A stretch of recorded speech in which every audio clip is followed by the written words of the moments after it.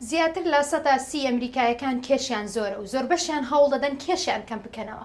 پرسیارەکەی بەرنامە ژیانی ژیرانەی ئەم هەفتەیە ئەوەیە ئەی سەبارەت بەو کێشەی کە لەگەڵ تەمەندا زیاد دەبێت. لێکۆڵینەوەیکی نوێی وڵاتە یەکگرتووەکانی ئەمریکا نیشانی دەدات ئەو کەسانەی جم و جۆڵی زۆر دەکەن و وەرزش دەکەن ڕەنگە کەمتر ئەو کێشە زیاد بکەن کە کاتێک تەمەنیان بەرەو ژوور دەڕوات.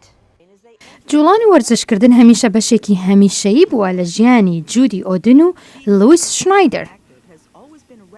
هەرچ جۆرە وەرزشێک بکەیت ئەوە باشە بۆت. هەردووکیان بە بەردەوامی دەجوڵێن سەرکەوتوو بوون لەوەی کێشیان لەگەڵ تەمەنیان زیاد نەکات. هەمیشە وەرزشم کردووە و ئارەزوو لەوە دەکەم وام لێ دەکات هەست بەوە بکەم کە گەنجم.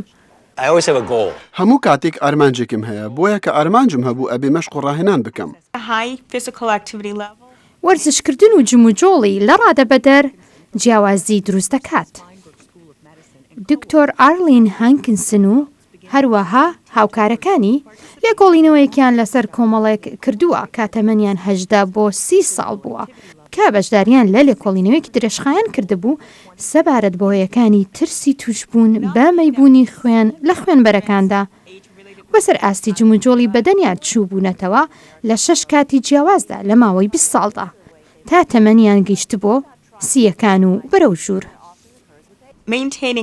هاتووینەتە سەر ئەو دەرئەنجامەی کە بە تەواوەتی ناتوانیت پێش لە زیادبوونی کێش بگیرێت کاتێک تەمەن زیاد دەکات، بەڵام ئاستێکی بەرزی جم و جۆڵ یاخود وەرزشکردن پەیوەندی هەبووە بە کەمتر زیادبوونی کێش. تا ئێستا لە پێشبڕکەی 9 ماراتۆندا ڕام کردووە و زۆر شانازی بەوە دەکەم.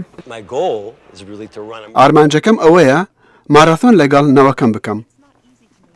شارەزایانی ئەمریکا ئامۆژگاریمان دەکەن کە وەرزشێک هەڵبژێرە بۆ ئەوی بتوانی بەردەوام بیت لەسەری. خۆشەویستانم بەم جۆرە هاتینە کۆتایی بەرنامەی ئەم هەفتەیە لەبیر نەکەن ئیمێڵم بۆ ڕەوەمانە بکەن بە پێشنیار و بۆچوونەکانتان.